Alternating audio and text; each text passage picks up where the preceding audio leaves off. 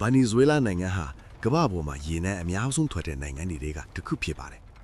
။မြေရောက်မှာလည်းတန်ဟိုးကြီးတဲ့ရွှေသွင်းတွေအများကြီးရှိနေပါသေးတယ်။ဒါပေမဲ့ဒီနိုင်ငံရဲ့တကယ်အဖိုးတိုင်ရတနာကတော့ရွှေရည်နံတွေမဟုတ်ပါဘူး။1933ခုနှစ်မှာ Jimmy Angel ဆိုတဲ့လေယာဉ်မှူးတယောက်ဟာရွှေရှာခွေဖို့အတွက် TP လို့ခေါ်တဲ့စကွဲတင်ခုံပုံစံတောင်ကြီးတွေပေါ်ကနေဖြတ်ပြန်ခဲ့ပါတယ်။ဒေသခံပီမွန်လူမျိုးတွေကတော့ဒီတောင်တွေကိုနတ်ဖျားတွေနေထိုင်ရနေရလို့ယုံကြည်ကြပါတယ်။ဒီမြေဟာရွှေရခင်းကတွေကရွှေရရနာတွေပေါ်များတယ်လို့နာမည်ကြီးတဲ့နေမြေတစ်ခုပါ။ Jimmy Angel ဟာရွှေမြစ်လို့ခေါ်တဲ့ရွှေလွေအတုံးလိုက်ရှိတဲ့နေရာကိုအသေးအထန်ရှာဖွေနေရတာပါ။ဒါပေမဲ့ရွှေအစားသူဟာတိမ်နေကြတဲ့ကနေဖြူဖွေးပြီးကျဆင်းနေတဲ့ရေတကွင်းကြီးတစ်ခုကိုလမ်းမြင်လိုက်ရတယ်။ဒါဟာရွှေထက်ပိုပြီးတန်ဖိုးရှိတဲ့ကမ္ဘာအမြင့်ဆုံးရေတကွင်းကြီး Angel ရေတကွင်းပါပဲ။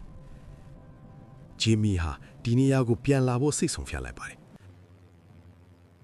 1939ခုနှစ်မှာသူဟာဇနီးတဲ့နဲ့အတူတောင်ပေါ်ကိုဆင်းသက်ဖို့ကြိုးစားခဲ့တယ်။ဒါပေမဲ့တောင်ပေါ်ကမြေပြင်ဟာရှုံးနွမ်းပြီးဖြစ်နေလို့လေရင်ဟာဘီးကျွန်းပြီးပြတ်ကျသွားခဲ့ပါတယ်။ကံကောင်းလို့ဘယ်သူမှမထိခိုက်ခဲ့ပေမဲ့သူတို့ဟာတောင်ပေါ်မှာပိမိသွားခဲ့ကြပါသည်။တောင်အောက်ကိုပြန်ဆင်းဖို့အတွက်သူတို့ဟာ17ရက်ကြာအောင်တောနယ်ထဲမှာလမ်းလျှောက်ခဲ့ရပါတယ်။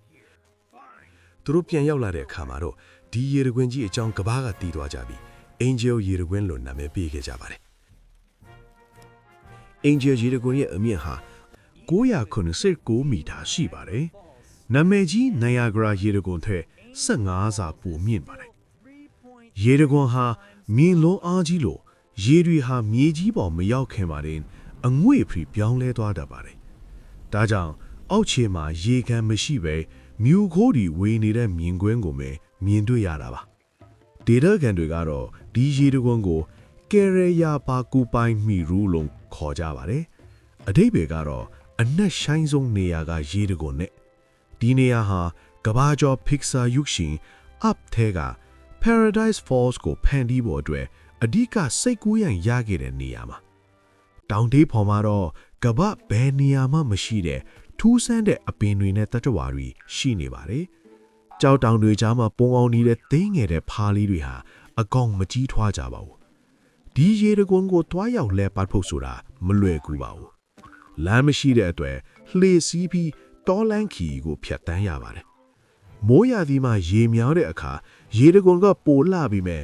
တိမ်တွေဖုံးနေတတ်လို့မြင်ရကိုကန်းတရားလဲလိုပါသေးတယ်။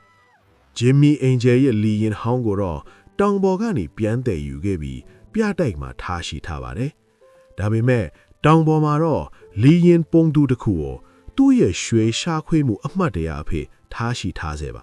။ Angel ရေတခွန်းဟာတဘာဝတရားကဖန်တီးထားတဲ့ဘယ်အရာနဲ့မှလဲလို့မရတဲ့လက်ရမွန်တစ်ခုပါ။ရွှေတွေကုံတော်နိုင်ပေမဲ့Angel ရေတခွန်းဟာတဘာဝတရားရဲ့အလှတစ်ခုဖြစ်ထာဝရကျန်ရှိနေမှာပါ